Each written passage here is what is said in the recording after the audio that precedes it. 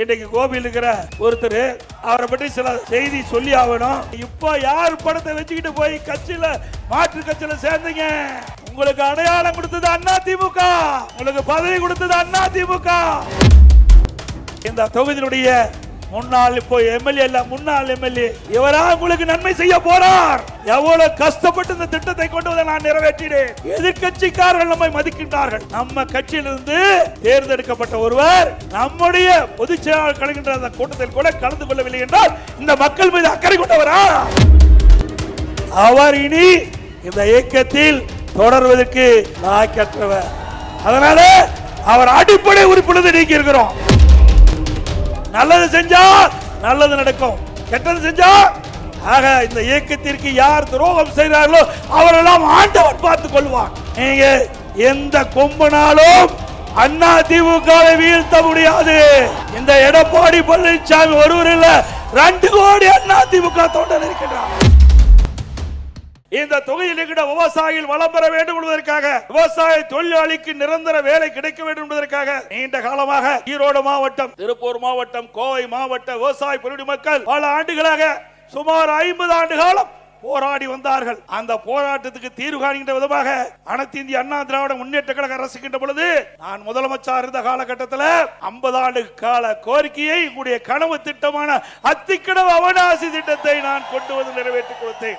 இந்த கோபி சட்டமன்ற தொகுதியில் மட்டும் இந்த திட்டத்தின் மூலமாக 30% பயன்பெறுகின்றார்கள் விவசாயிகள், விவசாய தொழிலாளிகள். அற்புதமான திட்டம். சுமார் 1652 கோடி முழுக்க முழுக்க மாநில நிதியில் இருந்து இந்த திட்டத்தை செயல்படுவதற்கு அறிவிக்கப்பட்டு யாருடைய உதவியும் நான் கேட்கவில்லை. இப்பொழுது ஸ்டாலினை போல மத்திய அரசில் இருந்து நிதி கொடுத்தால் தான் திட்டத்தை நிறைவேற்றுவேன் என்று நான் பார்க்கவில்லை. இருக்கின்ற நிதி, மாநிலத்தில் இருக்கின்ற நிதி, விவசாயிகளுடைய பிரச்சனை, விவசாய தொழிலாளர்களுடைய பிரச்சனை, நீண்ட காலமாக போராடி வருகின்ற அந்த மக்களுக்கு தீர்வு காண்கின்ற விதமாக, அவருடைய கனவு பலிக்கின்ற விதமாக அனைத்து இந்திய அண்ணா திராவிட முன்னேற்ற கழக ஆட்சியிலே அத்திக்கடவு அவனாசி திட்டத்திற்கு நானே நேரடியாக வந்து அவனாசியில் அடிக்கல் நாட்டினேன். இதையெல்லாம் விவசாய பொதுமக்களுக்காக கொடுக்கப்பட்டது. குடிமராமத்து திட்டம் பல ஆண்டுகளா ஏரி குளம் குட்டை தூர் வாராமல் இருந்தது. அந்த ஏரி குளம் குட்டைகளெல்லாம் அண்ணா திமுக ஆட்சியில குடிமராமத்து திட்டத்தில் முழுக்க முழுக்க விவசாய பங்களிப்போடு அந்த திட்டத்தை நிறைவேற்றினோம். மழை காலத்தில் பெய்கின்ற நீர் ஒரு சொட்டு நீர் கூட வீணாகாமல் ஏரி குளம் குட்டையில நாங்க தேக்கி வச்சோம். இது அண்ணா திமுக சாதனை. இப்படி ஒரு சாதனையாவது திமுக ஆட்சியில இந்த ஈரோடு மாவட்டத்தில் செஞ்சிருக்காங்களா? திராவிட முன்னேற்ற கழகம் 4 அதிகார மையம், ஒரு முதலமைச்சர் இருந்தாவே தாக்கு பிடிக்க முடியாது. தமிழகத்தில் 4 முதலமைச்சர் இன்றைக்கு தமிழ்நாட்டு மக்கள் ஆட்டி படுத்தி கொண்டிருக்கிறார்கள். ஒரு திரு ஸ்டாலின், திரு உதயநிதி ஸ்டாலின், திரு சபரீஸ்வரர், திரு ஸ்டாலினுடைய மனைவி துர்கா, 4 பேர் ஆட்டி படைச்சிட்டு இருக்காங்க. அதனாலதான் தமிழ்நாட்டுக்கு சட்ட ஒழுங்கு நிரந்தர டிஜிபியை நியமிக்க முடியல. ஒரு டிஜிபியை நியமிக்க முடியாத ஒரு அரசாங்கம் எப்படி நாட்டு மக்களை காப்பாத்துவீங்க? ஒரு நிரந்தர டிஜிபி, சட்ட ஒழுங்கு நிரந்தர டிஜிபி இருந்தா தான் காவலர்களை சரியான முறையில் வழி நடத்துவார்கள். தமிழகத்திலே சட்ட ஒழுங்கு பாதுகாக்க முடியும். திராவிட முன்னேற்ற கழகம் பல முறை சொல்லி குறிப்பிட்டு விட்டோம். தொலைக்காட்சியின் வாயிலாக, அறிக்கையின் வாயிலாக, பேட்டியின் வாயிலாக தெரிவித்துட்டோம். இதுவரை நிரந்தர டிஜிபி சட்ட ஒழுங்கு நியமிக்கப்படவில்லை. இன்றைக்கு ஒரு டிஜிபி பணி ஓய்வு பெறுது என்று சொன்னால் 3 மாதத்துக்கு முன்பாகவே மத்திய யூபிஎஸ்சிக்கு அனுப்ப வேணும், மத்திய பணியாளர் தேர்வாணையத்துக்கு அனுப்ப வேணும். அந்த பட்டியலிருந்து 3 டிஜிபிகள் அதிலிருந்து தேர்வு செஞ்சு மாநில அரசுக்கு அனுப்புவாங்க. அதுல ஒரு டிஜிபியை நியமிக்க. இதுல என்ன உனக்கு கஷ்டமா இருக்குது? ஏன்னா அவருக்கு தேவையானவர்கள் இடம் பெறல. திமுகவுக்கு ஜாலரை போடுற டிஜிபி இதுல இடம் பெறல. அதனால உச்ச நீதிமன்றம் போய் இன்றைக்கு அந்த வழக்கு நடந்து கொண்டிருக்கிறது. இப்படிப்பட்ட ஆட்சி தேவையா? இன்னைக்கு காவல்துறை வைத்திருக்கிற திரு ஸ்டாலின் அவர்களே, சிறுமிக்கு என்ன பாதுகாப்பு கொடுத்திருக்கிறது? அவருடைய வாழ்க்கை என்ன ஆகும்? நீங்க 104 கோடி நிவாரணம் கொடுத்துட்டா அதுக்கு வாழ்க்கை திரும்பி வந்துடுமா?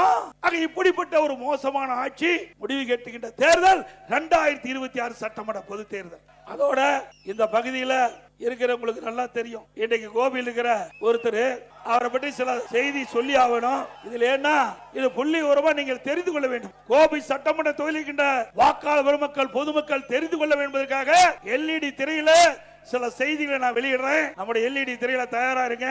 முதல்ல அத்திக்கடவு அவனாசி திட்டத்திற்கு எல்லா பல்வேறு கட்சி சேர்ந்தவர்கள் எல்லாம் நிகழ்ச்சியில பங்கு பெற்றாங்க. ஆனா இந்த தொகுதி எம்எல்ஏ அதுல பங்கு பெறல. அந்த காட்சியை எல்இடி திரையில பாருங்க. அத்திக்கடவு அவிநாசி திட்ட கூட்டமைப்பு என்பது அரசியல் கட்சியை சார்ந்தது அல்ல. இதில் பல்வேறு அரசியல் கட்சியை சார்ந்த விவசாயிகளும் தாங்கள் விவசாயிகள் என்று ஒரே குடையின் கீழ் இணைந்து எங்களுடைய வாழ்க்கை போராட்டமான அத்திக்கடவை நீரை தேடுவதற்காகத்தான் இந்த கூட்டமைப்பு உருவாக்கப்பட்டது. இந்த கூட்டமைப்பு இந்த நிகழ்விற்காக அனைவருக்கும் நாங்கள் அழைப்பு கொடுத்திருந்தோம். அதே மாதிரி செங்கோட்டையன் ஐயா அவர்களுக்கும் அழைப்பு கொடுத்திருந்தோம். இந்த நிகழ்வு இந்த நோட்டீஸில் படம் போலின்னு சொல்கிற அந்த கேள்வி எல்லாமே அதை பொறுத்தளவுக்கு நாங்கள் அரசியல் கட்சி சார்ந்தவர்கள் அல்ல. அந்த அத்திக்கடவு அவிநாசி திட்ட நேற்று பொதுச்செயலாளர் கலந்து கொண்ட நிகழ்ச்சி நீங்க புறக்கணிச்சுதான் ஒரு கொடுத்தார். இந்த அத்திக்கடவு அவிநாசி திட்டத்திற்கு ஏன் நீங்க கலந்து கொள்ளலன்னு சொன்னா, அந்த அத்திக்கடவு அவிநாசி திட்டத்துல பேக்டோ இருந்தது. அதுல தலைவர் படமும் அம்மா படம் இல்ல, அதனால வல்லினாங்க. ஆனா இப்ப யார் படத்தை வச்சுக்கிட்டு போய் கட்சியில மாற்று கட்சியில சேர்ந்தீங்க? உங்களுக்கு அடையாளம் கொடுத்தது அண்ணா திமுக, உங்களுக்கு பதவி கொடுத்தது அண்ணா திமுக. இதே கோபிச்செட்டிப்பாளையத்துல பள்ளி நிகழ்ச்சி, அந்த அரசு பள்ளி நிகழ்ச்சியில அம்மா படமும் இல்ல, தலைவர் படம் இல்ல, அதுல விலையில்லா சைக்கிள் கொடுக்கின்ற காட்சி திரையாளர்களே, அந்த எல்இடி திரையில பாருங்க. திரு கருணாநிதி படம், திரு ஸ்டாலின் படம் தான் இருக்குது. அப்பவே பிடிஎம் வேலையை ஆரம்பிச்சுட்டார். இது பாருங்க, இது சைக்கிள் கொடுக்கிற அந்த குழந்தைகள் அமர்ந்திருக்கின்ற காட்சி. திரு ஸ்டாலின் படம் தான் இருக்குது. அம்மா படமும் தலைவர் படமும் எங்கே இருக்கின்றது? திரு பார்த்தீங்கல்ல. ஆக வேண்டுமென்றே திட்டமிட்டு அந்த பல்வேறு கட்சி தலைவர்கள், அண்ணா திமுக மட்டும் இல்ல, பல்வேறு அரசியல் கட்சி தலைவர்கள், பல விவசாய சங்க தலைவர்கள், அனைத்து இந்திய அண்ணா திராவிட முன்னேற்ற கழக ஆட்சியில் தான் நாங்கள் 50 ஆண்டு காலம் போராடி வந்த அத்திக்கடவு அவிநாசி திட்டத்தை நிறைவேற்றி தந்தீர்கள். அதனால் அண்ணா திமுகவுக்கு பாராட்டு விழா நடத்துகிறோம் என்று அவிநாசியிலே பாராட்டு விழா நடத்தினார்கள். இந்த தொகுதியினுடைய முன்னாள், இப்போ எம்எல்ஏ இல்ல, முன்னாள் எம்எல்ஏ இவரா உங்களுக்கு நன்மை செய்ய போறார். எவ்வளவு கஷ்டப்பட்டு இந்த திட்டத்தை கொண்டு வந்து நான் நிறைவேற்றினேன். எதிர்கட்சிக்காரர்கள் நம்மை மதிக்கின்றார்கள். நம்ம கட்சியிலிருந்து தேர்ந்தெடுக்கப்பட்ட ஒருவர் நம்முடைய பொதுச் செயலாளர் கலக்கின்ற அந்த கூட்டத்தில் கூட கலந்து கொள்ளவில்லை என்றால் இந்த மக்கள் மீது அக்கறை கொண்டவரா? அண்மையில ஒரு மாசத்துக்கு மீது நினைக்கிறேன், அவர் நான் மனம் திறந்து பேட்டி கொடுப்பார். கட்சி கட்டுப்பாட்டை மீறி ஏற்கனவே வேறொரு இயக்கத்தினுடைய முக்கிய பிரமுகர்களை சந்திச்சார். அதே தவறு, அதையும் நாங்கள் கண்டுகொள்ளவில்லை. அத்திக்கடவு அவிநாசி திட்டத்திலே பங்கு பெறவில்லை, அதையும் நாங்கள் கண்டுகொள்ளாமல் தான் இருந்தோம். அவருக்கும் உண்டான மரியாதையை நாங்கள் கொடுத்தோம். ஆனால் அவர் திருந்தவாடி அல்ல. அதற்கு மாறாக நான் மனம் திறந்து பேசுகிறேன் என்று சொல்லி இங்கே கோபிச்செட்டிப்பாளையத்திலே ஒரு பேட்டி கொடுக்கிறார். அந்த பேட்டியிலே அவர் சொன்ன செய்தி அங்க எல்இடி திரைக்காட்சியில பாருங்க. 10 நாள் என்னுடைய கருத்தை பிரதிபலித்திருக்கிறேன். இதற்கு ஒரு காலக்கெடு வைத்திருக்கிறேன்.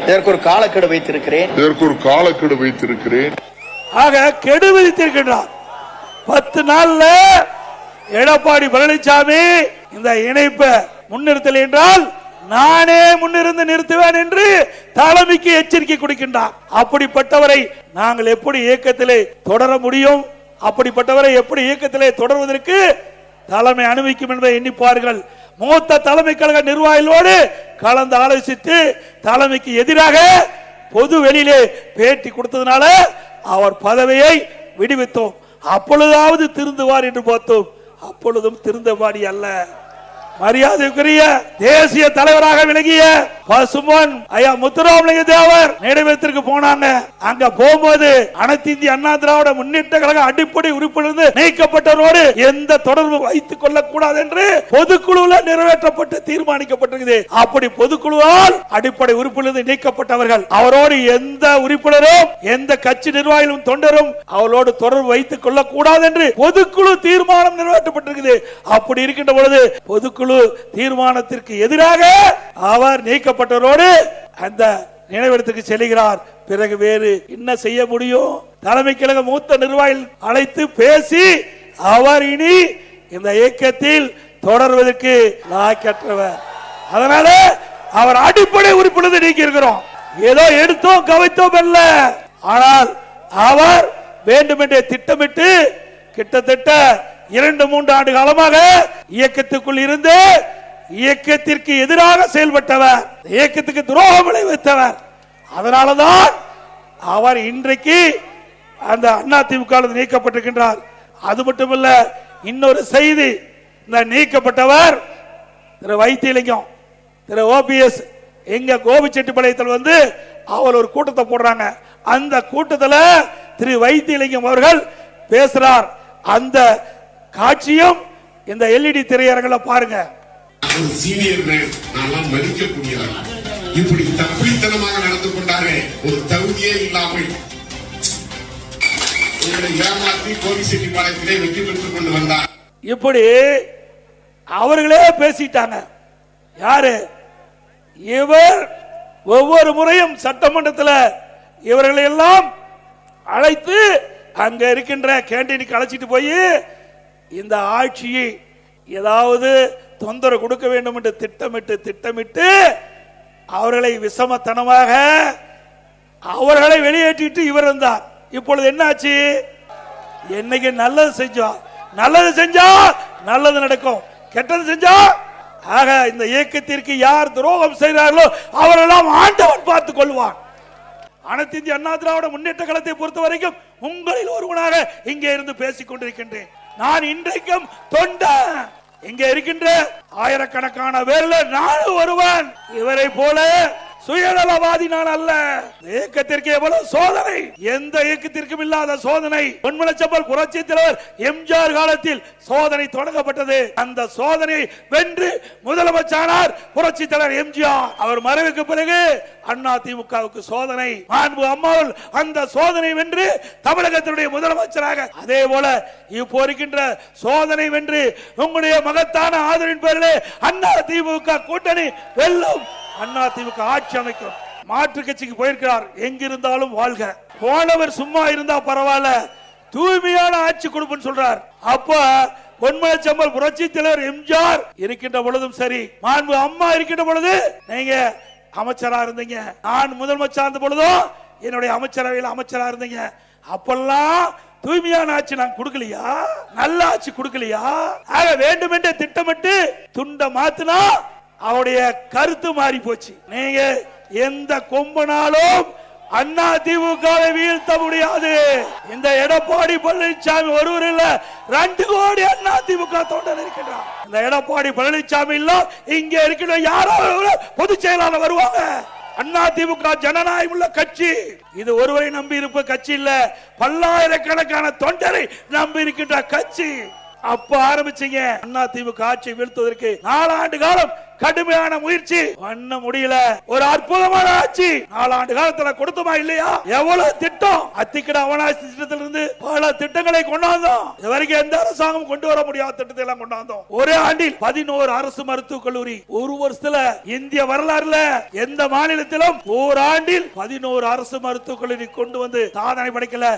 அந்த சாதனை படைத்ததும் அண்ணா திமுக அரசு. அதே போல 7 சட்டக்கல்லூரி, 5 கால்நடை மருத்துவக் கல்லூரி ஆராய்ச்சி நிலையம், மிகப்பெரிய ஆசியாவிலேயே மிகப்பெரிய கால்நடை பூங்கா, 1000 கோடி தலைவாசல் கொடுத்திருக்கிறோம். பொறியியல் கல்லூரி, வேளாண்மை கல்லூரி, ஐடி, பாலிடெக்னிக், இப்படி கலை மற்றும் அறிவியல் கல்லூரி 67 கலை மற்றும் அறிவியல் கல்லூரி கொடுத்திருக்கிறோம். 1 2 இல்ல, 67. இந்த ஆட்சியில கொடுக்க முடிஞ்சதா? நம்முடைய ஏழை எளிய குடும்பத்தில் பிறந்த மாணவ மாணவி குறைந்த கட்டணத்தில் உயர்கல்வி படிக்கக்கூடிய சூழ்நிலையை அண்ணா திமுக ஆட்சியிலே உருவாக்கி காட்டணும். இது சாதனை. இப்படி ஒரு சாதனையாவது திரு ஸ்டாலின் அரசால பேச முடியுமா? பேச முடியுங்களா?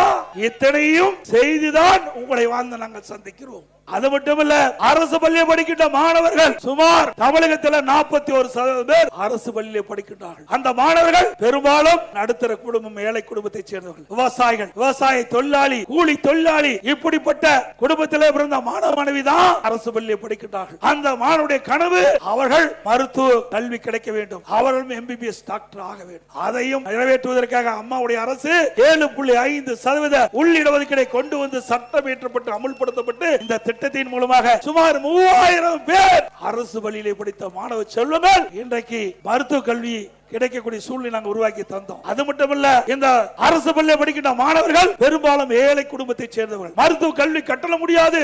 இந்த இடஒதுக்கீட்டிலே அவர்கள் தேர்வு செய்யப்பட்டாலும் அவர்கள் அந்த மருத்துவ கல்வி பயில முடியாத சூழ்நிலை. அது எங்களுக்கு தெரிந்தவுடன் அனைத்து இந்திய அண்ணா திராவிட முன்னேற்ற கழக அரசு இந்த திட்டத்தின் மூலமாக தேர்வு செய்யப்பட்டவர்களுக்கு முழு மருத்துவ கல்வி கட்டணம் செலுத்தும். அதையும் நிறைவேற்றி கொடுத்தோம். இதெல்லாம் அண்ணா திமுக ஆட்சியுடைய சாதனை. அதே போல டாஸ்மாக் உங்களுக்கு நல்லா தெரியும். டாஸ்மாக்ல 10 ரூபா யாரு? நல்லா தெரிஞ்சு வச்சிருக்கீங்க. செந்தில் பாலாஜி. நம்ம யாரும் கடைக்கு போகாதீங்க. திமுக அதிகமா கடைக்கு போகிறாங்க. அவன் மனம் தான் மேல போயிட்டு இருக்குது. ஒரு பாட்டிலுக்கு 10 ரூபா அவர்கள் கூடுதலா அந்த டாஸ்மாக் கடையில வாங்கினாங்க. ஒரு நாளைக்கு 1.5 கோடி பாட்டில் விக்குது டாஸ்மாக் கடையில. அப்படின்னா மேலிடத்துக்கு ஒரு நாளைக்கு கிட்டத்தட்ட 15 கோடி போகுது. மாசத்துக்கு 450 கோடி, வருஷத்துக்கு 5400 கோடி போயிருக்குது. அதே போல இந்த நம்முடைய பட்டியலின மக்கள், ஆதிராட மக்கள், அருந்தினர் மக்கள், அந்த மக்களுக்கு வீடு இல்லாத மக்களுக்கு பல லட்சம் மதிப்புள்ள அற்புதமான கான்கிரீட் வீடு கட்டி கொடுக்கப்படும். அது மட்டுமல்ல, அவள் வயது வந்தவர்கள் தனி குடித்தனம் போகின்ற பொழுது அவர் வாரிசுகளுக்கு வீடு இல்லாம இருக்குது. அப்படிப்பட்டவர்களுக்கு அரசாங்கமே நிலத்தை வாங்கி அந்த அருந்தினர் மக்களுக்கும் ஆதிராட மக்களுக்கும் அவர்களுக்கும் தனித்தனி வீடு பல லட்சம் மதிப்பிலே கட்டி கொடுக்கப்படும். நீங்க பாத்தீங்கன்னா பணத்தை திருடுவாங்க, நகையை திருடுவாங்க. ஆனா திமுக ஆட்சியில கிட்னி திருடுறாங்க. எங்கயாச்சும் உலகத்துல இப்படி நடக்குதுங்களா? தமிழ்நாட்டில் தான் நடக்குது. அது திமுக எம்எல்ஏ மருத்துவமனை. அங்க இப்படிப்பட்ட ஒரு கொடுமையான சம்பவம் நடந்திருக்குது. இதுவும் முழுமையான விசாரணை இல்ல. அண்ணா திமுக ஆட்சி வந்த பிறகு இதையெல்லாம் விசாரித்து உரிய நடவடிக்கை எடுக்கப்படும். அதே போல SIR வாக்காளர் சிறப்பு தீவிர திருத்த பட்டியல், அந்த பட்டியல இன்றைக்கு அந்த பணி நடந்துகிட்டு இருக்குது. வருகின்ற கழக நிர்வாகிகள், பொதுமக்கள் இந்த SIR பணியில முழுமையாக கலந்து கொண்டு உங்களுடைய பெயரை வாக்காளர் பட்டியலில் இடம்பெறுவதற்கு அந்த விண்ணப்ப படிவத்தை முழுமையாக பூர்த்தி செய்து சம்பந்தப்பட்ட அலுவலர்களுக்கு ஒப்படைக்க வேண்டும் என்று அன்போடு இந்த நேரத்தில் கேட்டுக்கிறேன். அதுபோல கூட்டத்திற்கு வந்துள்ள கழக தொண்டர்கள், பொதுமக்கள் பத்திரமா வாகனத்தில் வீடு போய் சேர வேண்டும் என்று அன்போடு கேட்டு மக்களை காப்போம், தமிழகத்தை மீட்போம்.